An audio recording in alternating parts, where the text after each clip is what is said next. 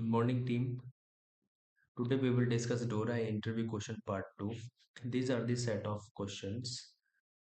Uh, this session is more focused on the pillar number 1 only, which is ICT risk management.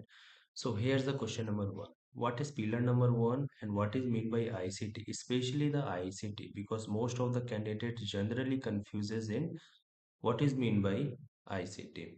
Question number 2 is very important. Question number 2 is risk is also involved in pillar number 1 and rest of the four pillars also.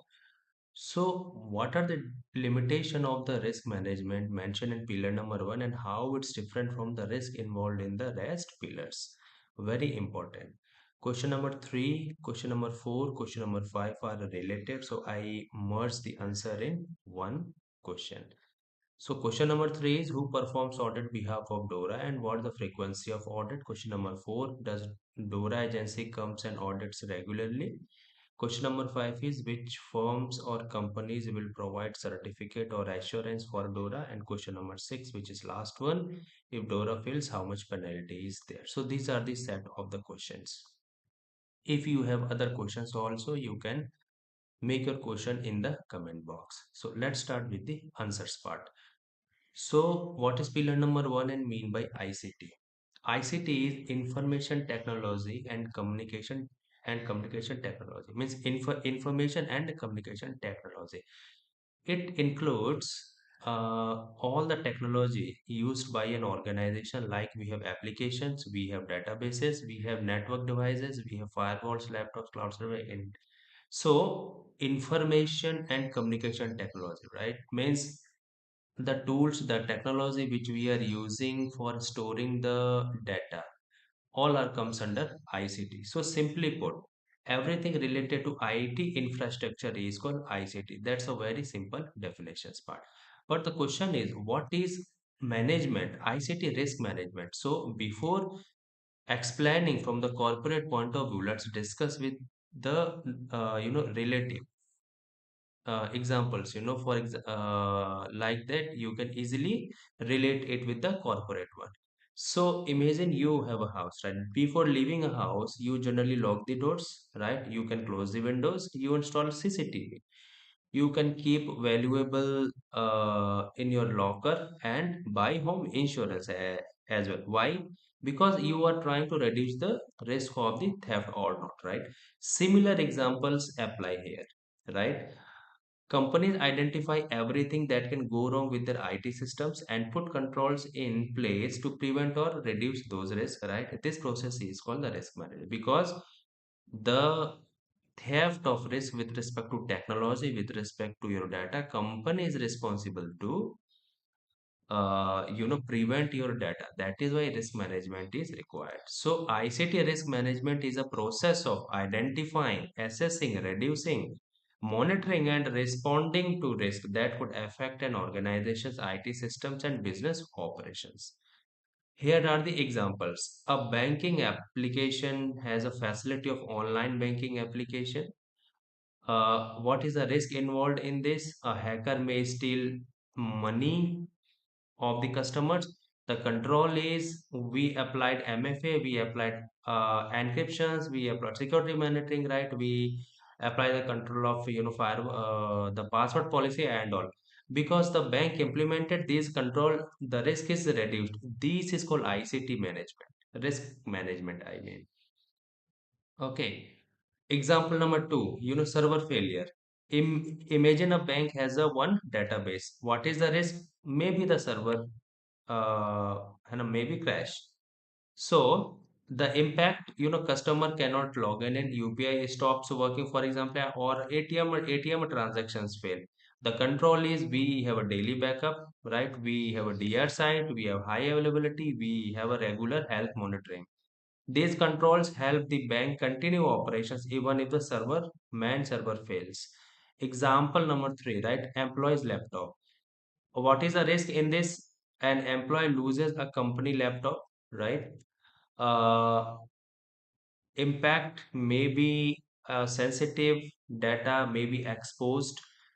So company deployed the controls like full description, encryptions, BitLocker, strong passwords, remote wipe capability, and antivirus EDR. So even if someone finds the laptop, they cannot easily access the data. This is the risk management. Means the purpose of the risk management is to find the IT risk, right?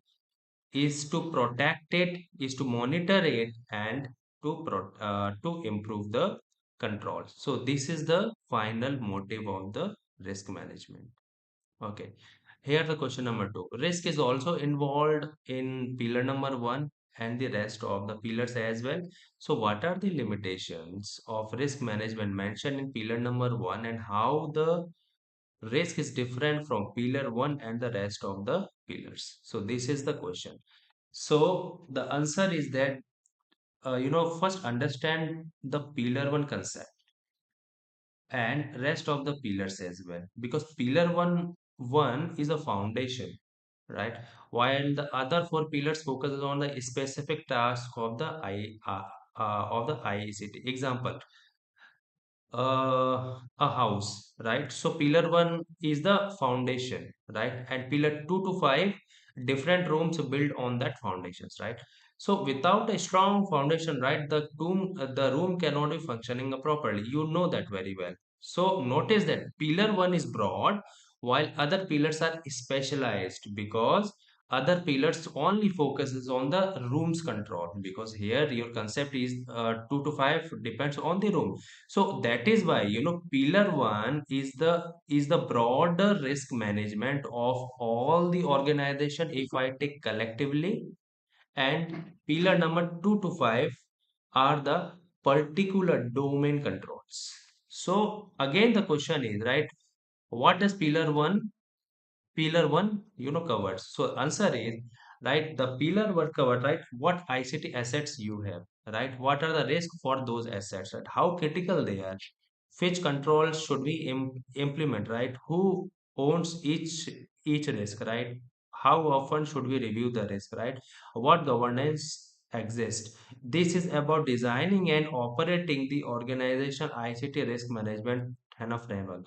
But the question is still same, right? What pillar one does not cover, right? Pillar one does not cover how to report a cyber incident to the regulators, how to perform, PT, how to manage contracts with the cloud, how to share the threat intelligence with the other financial institutes. So this is the difference. See, the pillar one focuses overall from the organization perspective if it take collectively, but pillar 1 doesn't provide, means pillar 2 to 5, they are domain specific, like they will tell that how to report the incidents to the regulator, right, how to perform the PT, right, what are the controls. So these are very specific to a certain domains. So this is the difference. Example, a bank. The pillar one says that bank should have internet banking, right, mobile banking, payment gateway, and ATM network. Okay, for each systems, right, pillar one says, right, it should have risk management, asset classifications, control selections, risk register maintenance, and governance review, right. This is called the ICT risk management. You know this very well, right? But pillar number two, right, one day ransomware infects the internet banking, right? So what actions bank to take? Now the focus has changed to the detect of the incidents, right? Classify its a severity, right? Respond it to it, right? Report to the regulators, recover operations. This is incident management, not the general risk management. So this is how the departments change. So pillar two, right? Pillar two is specific to the incident management, but pillar one, if you can check, right, these are the general related to the complete or organization. So this is the difference between these two. Pillar number three is resilience and backup. The bank asks, right, will our controls actually work during the real attack? It performs vulnerability assessment, it performs penetrating testing, red team exercise, and Disaster recovery testing. The pillar validates that the control design under pillar 1 are effective. And pillar number 4 is the third party, right? So the DORA in the pillar 4 talks about is a third party. For example, AWS is secure, or does it meet the DORA requirement, right? Does the contract include resilience clauses and all? So this is the third party risk management. Pillar number 5 is the information sharing. A bank discovers a new phishing campaigns, and bank has shared the compromise indicators, malicious IP attacks, attacks techniques to its neighbor banks. So malware hashes, and your bank use that information and strengthen its defenses. This is information sharing, right? So if I consolidate, the answer of this question is, right, pillar 1 is the collective risk of all the organization, right?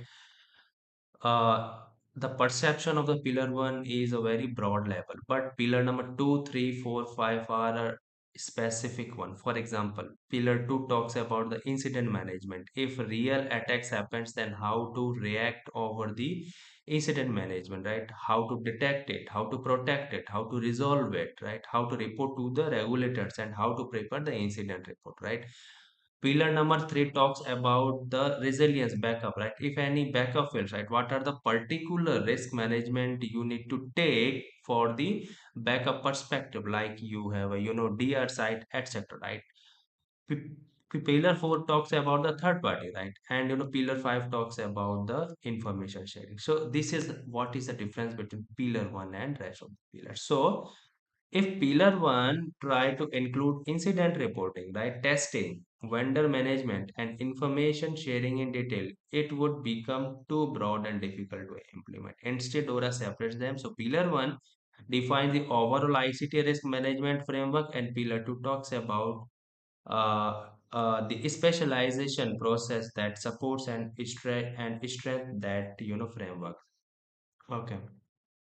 Here I hope you understood these differences, and if you still have doubt, right, join the session later on, right? You can communicate me, you can email me, you can make your comments, and accordingly I will try to convey you one more time, one on one. Here the question number 3: who performs external audit behalf of DORA, and what is the frequency of audit? So the you know DORA DORA's law may be differ from the for every European countries. We have Germany, we have France, we have Italy, right? We have other EU regions as well, right? So the Germany have Dutch bank, for example, right? Regulator are German financial regulator.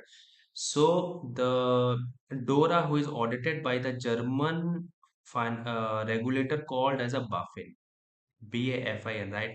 This is the regulator active in the Germany who is supposed to audit the Commerce Bank or the Dutch Bank or any financial institutes or entities. In countries like France, we have BNP Paribas and Society General. So regulator changes to ACPR, MAF, AMF, and depending on the entities, right? It depends. So Italy would be audited by the Bank of Italy, right? And the Netherlands would be audited by the Dutch Central Bank, DN. So what I meant to say here, guys, DORA's regulator is subject to change with respect to their countries. Germany has BaFin regulator, right? This one. France has ACPR, AMF regulator, and Italy has Consob, and Netherlands has DNB regulators. So there is no fixed frequency mentioned in DORA for the regulatory audits, right? As I said here, the National Compete Authority performs inspection based on, yes, one more thing, guys. This audit, right, the frequency of the DORA is not fixed. It depends, right? DORA may audit some organization every year.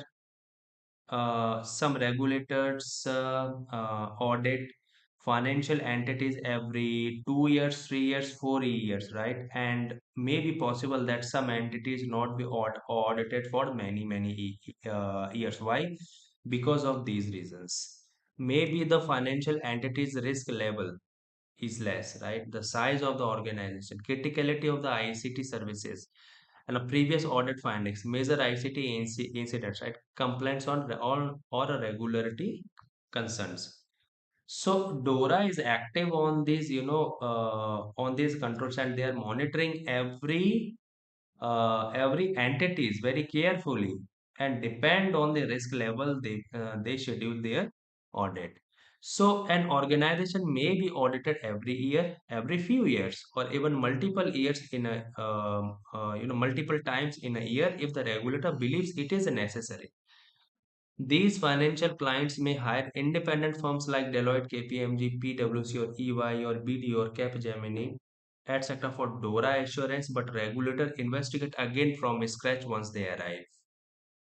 So this is the fundamental answer. Again, the question is, if DORA fails, how much penalty is there, right? So I am leaving the answer of these questions on you, right?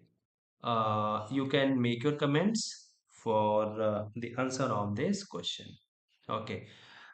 Uh, Team, there is a information if you want to join RSA Archer Real implementation with ISO 27001, third party risk management, SOC 2, data privacy, PCI DSS, and interview questions and a preparation with tips or unlimited connects if you are looking for, right? You may do the comments or contact below. My email is grcdecode@gmail.com, or you may connect me on 9015997199. I hope guys this session really helps you to understand. If you have any issues, right, you can join the session, right? I will try to give answers one on one. Thank you so much. Have a nice day.